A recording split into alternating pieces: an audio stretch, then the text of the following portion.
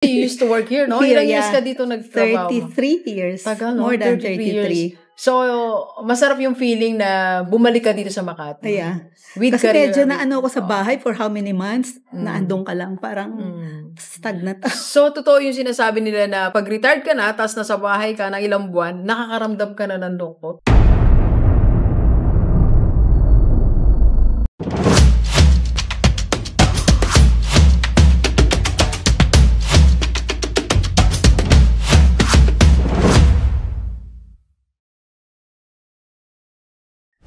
Delivers, baka hindi mo pa napag-iisipan, dapat magkaroon ka ng retirement career. Yes, habang nagtatrabaho ka pa, habang may career ka pa, dapat ang isipan mo, nagpiprepare ka na ng yung retirement career. For many purposes. First, para tuloy-tuloy pa din ang source of income mo. Tandaan natin, pag tayo retired na, hindi naman ibig sabihin wala ka ng gastos. May pagkakataon po na mas malaki pa ang gastos natin pag tayo retired. Kailangan meron tayong source of income. Pangalawa, kailangan para meron tayong siguradong gawin. Kasi alam nyo po ba, yung mga retired, ayan po yung sobrang nainip na, sobrang minsan nalulungkot, nadidepress, kasi hindi alam kung anong gagawin. Alam nyo po, nakaka-excite lang daw mag-retire hanggang unang ilang linggo o ilang buwan lang.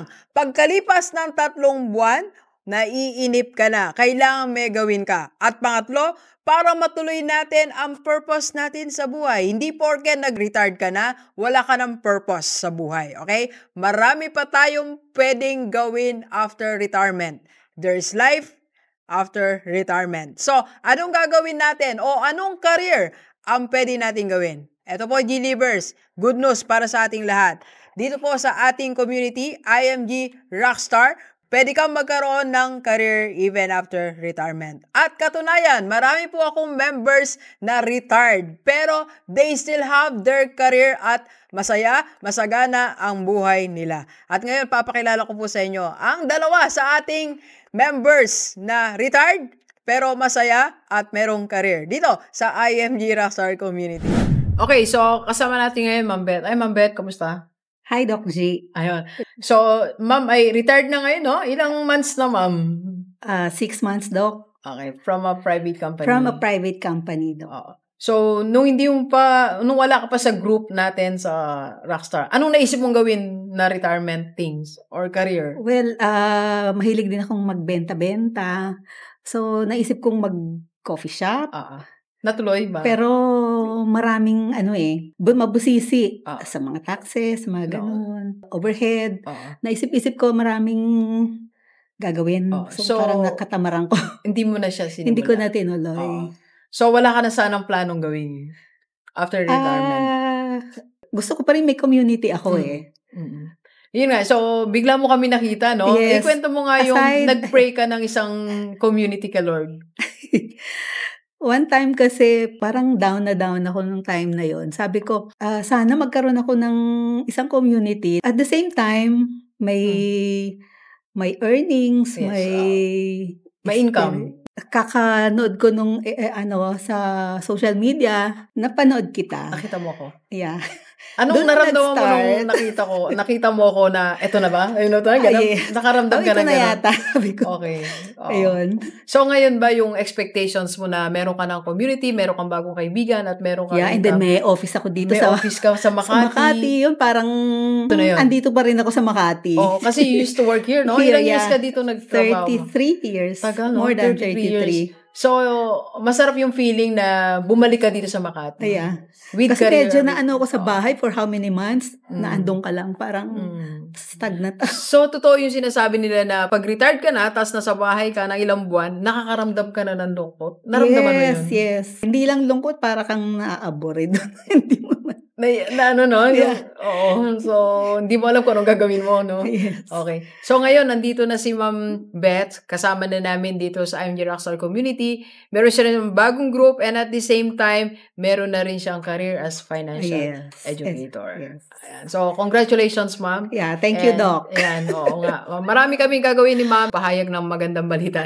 Mag-aral ng free financial education. So, congratulations, Ma'am Beth. Let's go. Let's go. And of course, to my left, Ma'am Ligaya. Ma'am Ligaya naman is, you're still working naman, di ba, ma'am? I know, yes. Nag-work pa rin ang lola mo. Ay, tawag sa lola niya. Anyways, actually, I'm still working. Pero ang one source of income, medyo kulang eh. Hindi enough, no? Hindi enough eh. So, kailangan ka talaga na medyo mag-source out ka ng pwedeng medyo may purpose. Parang ito, yung ING is may purpose tayo. Mga financial educators tayo. We could be learning a lot of things in here sa ING. At saka maganda ang dinudulot ng ING kasi as a, syempre yung sabi nila, retirement career. Actually, as yung mga age natin, di ba, Ma'am Beth? Hindi ko pala naitanong, pero retirement age. Yeah, retirement age. Pag hindi namin pipilitin ang utak namin na matuto din ng mga digital something, kasi syempre, nasa asapawan na tayo. Ng mga bata. Mga bata, syempre, magagaling yan. At saka isa pa, pangpaalis ng dementia at meron kang kiniklik-klik-klik dyan. Panlaban. Yes. Okay. So, ngayon ay isa ka, ma'am, sa ating financial educators. Yes, sa grupo ng ING Rockstar Community ni Doc Gigi Sung. Ayan. Congratulations, ma'am. So, marami pa tayong matutulungan na mga kababayan natin makapag-ipon at makapag-invest. Ayan. So, ito ang kanilang retirement career. After mag-work ni ma'am, 33 years dito sa Makati. Si ma'am naman ay sa South din, no? Sa corporate world. So ngayon, may work pa rin siya doon, pero meron na siyang other source of income dito sa IMG. Tama?